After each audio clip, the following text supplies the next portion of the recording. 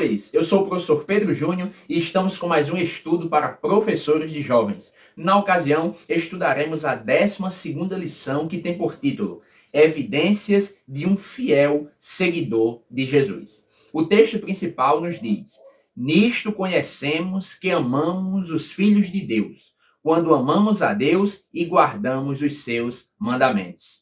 1 João, capítulo 5, versículo 2. O resumo da lição nos diz: o amor é o distintivo de um fiel seguidor de Cristo.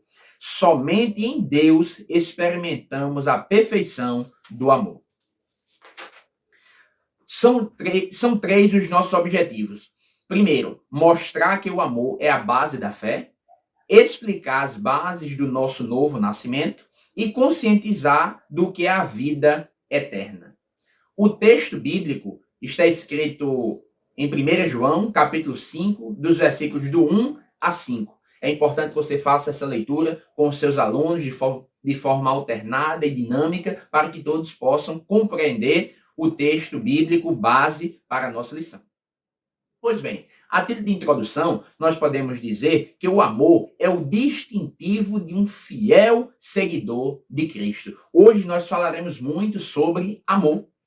Então, como o título da lição nos diz, evidências de um fiel seguidor de Jesus, o amor é o carro-chefe dessa evidência. Então, quem segue a Cristo deve viver em amor. São três os nossos tópicos. Primeiro, o amor, a base da fé.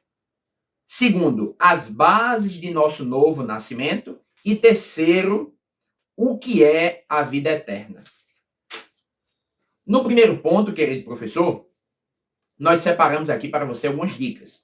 É indispensável falar sobre a relação de amor com o Pai, é o primeiro. Relação de amor entre os irmãos.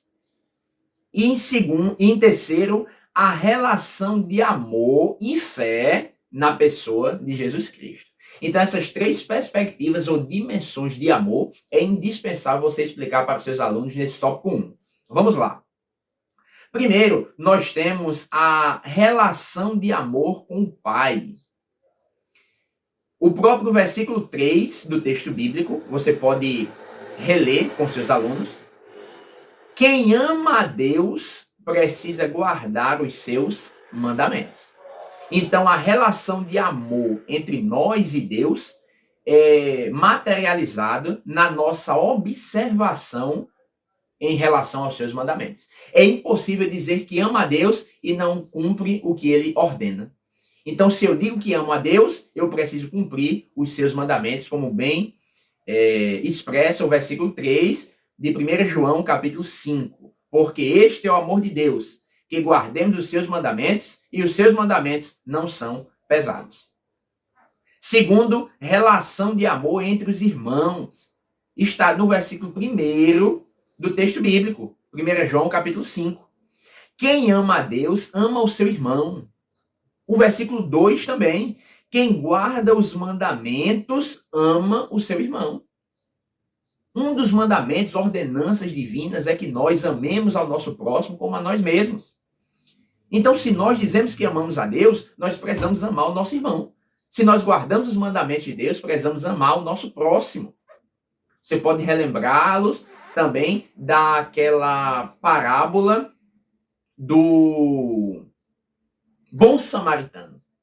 Então, quem é o nosso próximo? É importante você mostrar esse exemplo para os seus alunos. E, em terceiro lugar, a relação de amor e fé em Jesus Cristo. Porque o versículo 1 do texto bíblico já nos alerta que precisamos crer em Jesus inicialmente para poder ser filhos de Deus. E os versículos 4 e 5 do texto bíblico nos diz que só é possível vencer o mundo se crermos em Jesus Cristo. Então, querido professor, não há salvação, não há como se tornar filhos de Deus se não crermos na pessoa de Jesus Cristo. Então, toda religião, todo caminho que fugir da pessoa salvadora de Jesus deve ser por nós considerado anátema. Porque só em Jesus há salvação. O próprio Jesus disse: eu sou o caminho, a verdade, a vida. Não existe outro caminho, não existe verdades que levam a Deus, não. Jesus é o único caminho, a única verdade e a vida. Glória a Deus. Ainda no ponto 1, nós precisamos enfatizar que quem crê ama a Deus, ama o próximo e vive no mundo vencendo toda e qualquer artimanha mundana para nos tirar da presença de Deus e obedece os mandamentos divinos. Essa frase é uma espécie de síntese para esse ponto. Então nós queremos deixar isso registrado aqui para que você explique aos seus alunos. E agora, nós precisamos explicar as 3 dimensões de fé expressas e contidas na lição que cabe tratarmos ainda nesse primeiro ponto. Primeiro, uma fé que transforma. Então não podemos viver na prática do pecado uma vez que cremos na pessoa de Jesus. Somos filhos de Deus. Então a fé deve nos transformar. A fé nos faz viver em novidade de vida. Segunda perspectiva de fé. Fé que produz obras de amor. Você pode ler Mateus, capítulo 5, 6 e 7, seleciona alguns textos do Sermão da Montanha, onde Jesus explica ali como materializar esta fé. O que nós fazíamos antes, não fazemos mais. Nós temos agora um novo padrão do reino de Deus. Um novo código de ética. E em terceiro, a fé que me faz obedecer. Então, se eu tenho fé, se eu sou filho de Deus, regenerado, eu preciso fazer o que o meu Senhor manda. Então, querido professor, essas são as dicas para o tópico 1 da lição.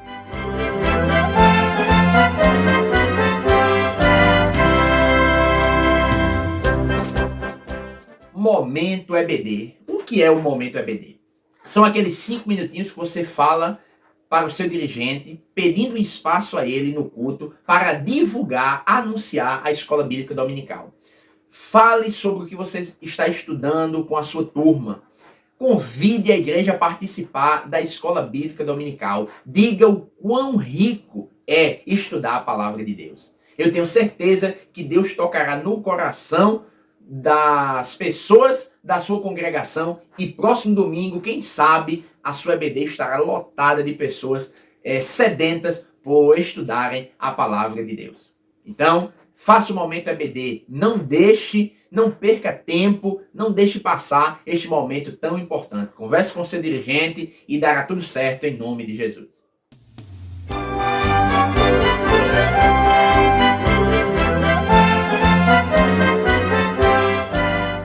O nosso segundo tópico da lição tem por título As bases de nosso novo nascimento. Então, querido professor, como no tópico anterior nós já falamos da nova conduta em Cristo, nesse tópico vamos focar na nossa vitória sobre o mundo.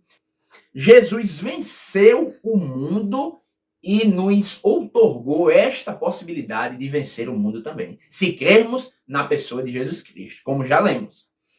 Jesus também nos garantiu a sua presença conosco nessa peregrinação enquanto estamos aqui na terra. Jesus disse: eis que estou convosco todos os dias, até a consumação dos séculos. Então nós temos essa garantia.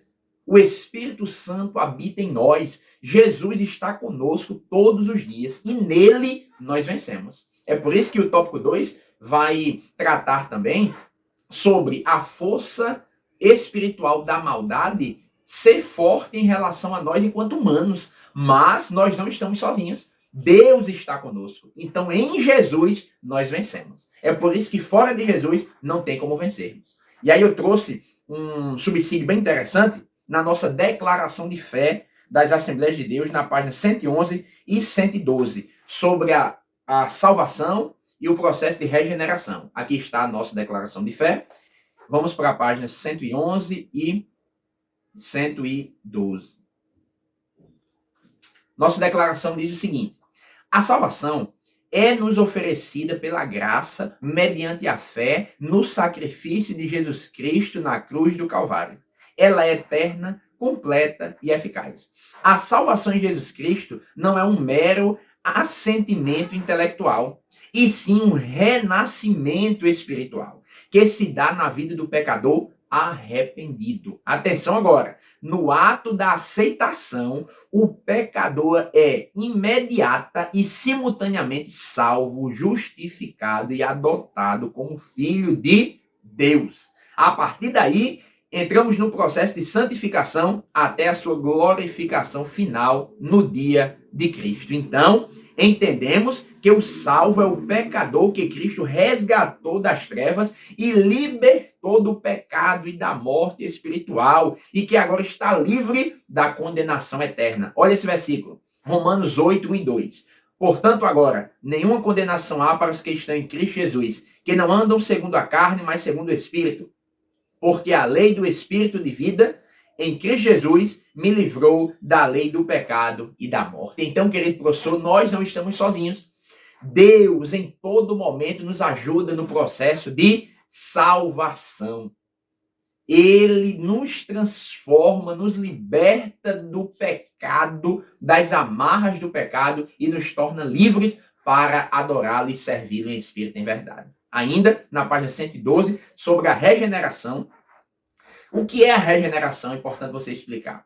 É a transformação do pecador numa nova criatura pelo poder de Deus, como resultado do sacrifício de Jesus na cruz do Calvário. Então é possível sim, ao crermos em Jesus, ao entregarmos a nossa vida para Ele, desce sobre nós um poder regenerador da parte de Deus. Pelo sacrifício de Jesus, nós nos tornamos limpos diante de Deus. Então tem uma ação espiritual na salvação, não é só humana. A parte humana é aceitar Jesus como Salvador, é querer ser transformado. E a transformação vem de Deus, que nos justifica, nos adota como filhos, nos regenera de forma simultânea, imediata. Glória a Deus. Então nós trazemos esse...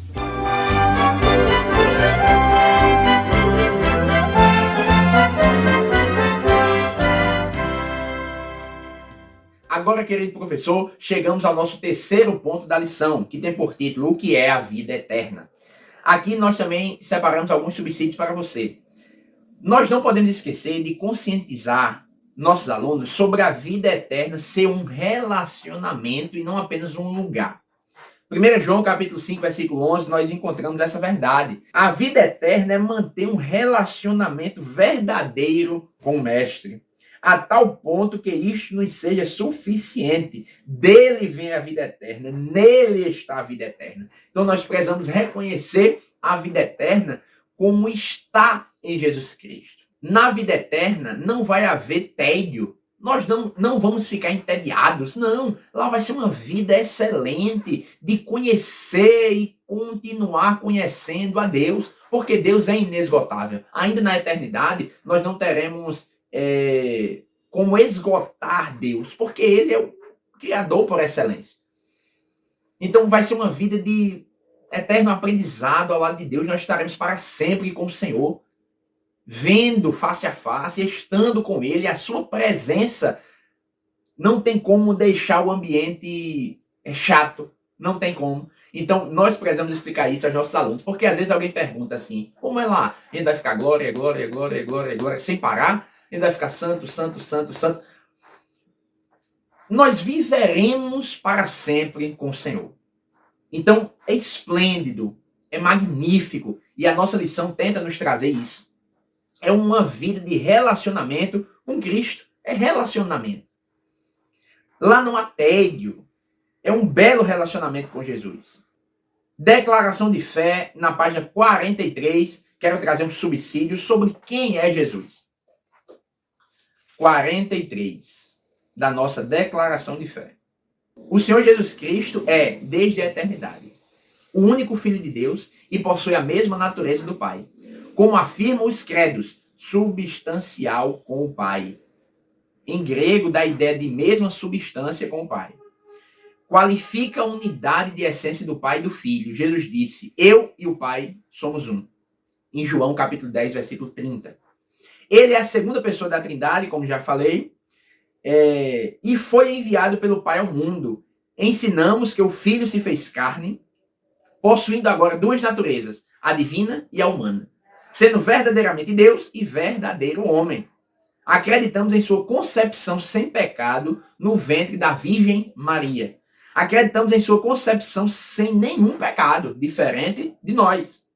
Negamos que tenha sido criado ou passado a existir somente depois que foi gerado por obra do Espírito Santo. Ah, Jesus começou a existir quando nasceu em Maria. Não. Jesus já existia. De eternidade a eternidade. Ele já é Deus. Confessamos que o Filho é autoexistente. João 8,55 diz, porque, como o Pai tem a vida em si mesmo, assim deu também ao Filho ter a vida em si mesmo. João capítulo 5, versículo 26, perdão. E agora, João capítulo 8, versículo 58 diz, disse-lhe Jesus, em verdade vos digo, que antes que Abraão existisse, eu sou. Então, voluntariamente, ele se sujeita ao Pai, Jesus, que, em obediência ao plano do Pai, morreu e ressuscitou para que o mundo fosse salvo. Então, são alguns subsídios que nós trazemos para que você enriqueça mais a explicação sobre quem é Jesus. E nós cremos em Jesus, Deus encarnado. Nós cremos nisso, ok? Então, são esses os subsídios que nós trazemos para que você trabalhe com os seus jovens nessa próxima lição. Agora vamos para o nosso subsídio pedagógico.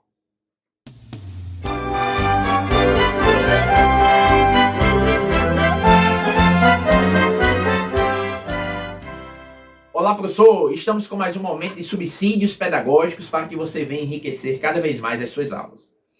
O primeiro subsídio pedagógico é lembrá-lo da confecção do nosso e-book. Sim, o nosso livro virtual sobre como se tornar um imitador de Cristo. Você deve pedir que seus alunos, em cada aula, levem uma pergunta sobre a lição a ser estudada e, ao final, você pode fazer uma resposta conjunta. Você pode dividir as classes e cada um responder e você, junto aos seus alunos, decidirem qual resposta ficou melhor para compor o e-book. Pode ser feito de várias maneiras. O importante é que no final do trimestre você tenha a confecção do e-book lá, para que daqui a alguns anos você lembre de um material produzido a partir da revista da Escola Bíblica Dominical. Não deixe de fazer, ainda dá tempo. Certamente você agora deve iniciar os ajustes finais, porque já estamos chegando ao fim de mais um trimestre para a glória de Deus. Como segunda dica pedagógica, nós queremos frisar o que a lição já traz como dica pedagógica para essa lição. A lição sugere que nós apresentemos aos nossos alunos um quadro que ela traz na sua página 84, que aí você pode reproduzir para os seus alunos, ampliar, e enfatizando que Jesus é a nossa esperança e que um dia estaremos com ele no céu. Então, esse quadro consiste em um paralelo. Por exemplo, o Sol foi criado, mas na eternidade o Sol não será mais necessário. Satanás foi vitorioso no jardim ao fazer Adão e Eva, os primeiros homens, representação da humanidade, pecar. Mas, naquele dia, Satanás será de um todo derrotado e lançado no fogo eterno. Então, é esse paralelo você deve mostrar para os seus alunos. É importante que consideremos a orientação pedagógica trazida nas lições da CPAD. Por fim, querido professor, e não menos importante, você não pode esquecer que neste próximo domingo nós comemoramos o Dia Nacional de Escola Bíblica Dominical. É indispensável o professor fazer alguma coisa sobre este dia. Montar algum material, mencionar de algum modo esse dia tão importante para nós. Pois bem, em referência à alusão ao Dia Nacional da EBD, é importante que você cite alguns aspectos históricos sobre esse dia. Nós não vamos dizer o que você deve falar, não. Pesquise, organize na melhor forma possível como falar sobre esse dia. O que não podemos esquecer de citar é Robert Hayes como fundador da escola bíblica no sul da Inglaterra, em 1780. Então, este homem, um jornalista, já se envolvia com projetos sociais em presídios. E aí ele foi tocado também pela marginalização de muitas crianças. Nós estamos em 1780, auge da Revolução Industrial do século XVIII na Inglaterra. Então, muitas crianças trabalhavam nas fábricas desde muito cedo, mas muitas também ficavam vulneráveis, ociosas. Muitas começaram a se envolver com drogas e marginalizadas no sul da Inglaterra, sobretudo. Então, este homem, impulsionado por Deus, ele é cristão de tradição anglicana, foi tocado pelo Espírito e começou a ensinar tanto aritmética como alfabetizar crianças também, inicialmente em casas e depois nas igrejas, formando assim a escola bíblica dominical. Então, uma vez na semana, aos domingos, ele levava essas crianças para ou as casas ou no próprio templo e ensinava tanto alfabetização, aritmética, moral e cívica, como também a palavra de Deus. Então, ele vivenciou, através da escola bíblica, o poder de Deus tocando aquelas vidas e mudando a vida daquelas crianças que estavam jogadas, esquecidas pela sociedade e pelo governo. Então, a escola dominical nasce com esse propósito de socialização, de ensino da palavra para que o futuro da Inglaterra fosse próspero e não de adultos que posteriormente iriam estar presos, onde ele fazia o seu projeto social também, nos presídios. Mas ele entendeu que mudando a base, dando instrução bíblica na base, que são as crianças, possivelmente aqueles novos adultos das próximas gerações seriam modificados pelo poder da palavra de Deus. Você não pode esquecer também do outro Robert, que fundou a EBD aqui no Brasil em 1855, no Rio de Janeiro, na cidade de Petrópolis. E em 1911, a Assembleia de Deus, nossa Assembleia, começou seus trabalhos de EBD. E em 1930, nós tivemos a primeira revista da Escola Bíblica Dominical. Então, eu trago só alguns pontos, alguns dados, para que você se localize na história da EBD, mas faça uma pesquisa paralela a isso. Vai ser importante você relatar um pouco dessa história para os seus alunos. Você pode também fazer perguntas. Quem foi Robert Hicks, por exemplo? E aí, a partir da resposta dos seus alunos, você começa a falar sobre a história, tá certo? Tem funcionado muito esse método, faz perguntas, e aí, a partir da resposta deles, a gente começa a introduzir o assunto, ok? Então, professor, essas são as dicas que nós trazemos para você. Tenho certeza que você vai ter uma aula abençoada, que Deus continue ajudando você, toda a sua classe, para a glória de Deus. Não esqueça de compartilhar esse vídeo, deixar o seu like aí, deixar algum comentário. Próxima semana estamos de volta com mais subsídios bíblicos, didáticos, pedagógicos, para que você possa enriquecer cada vez mais as suas aulas. Que Deus abençoe a todos. A paz do Senhor.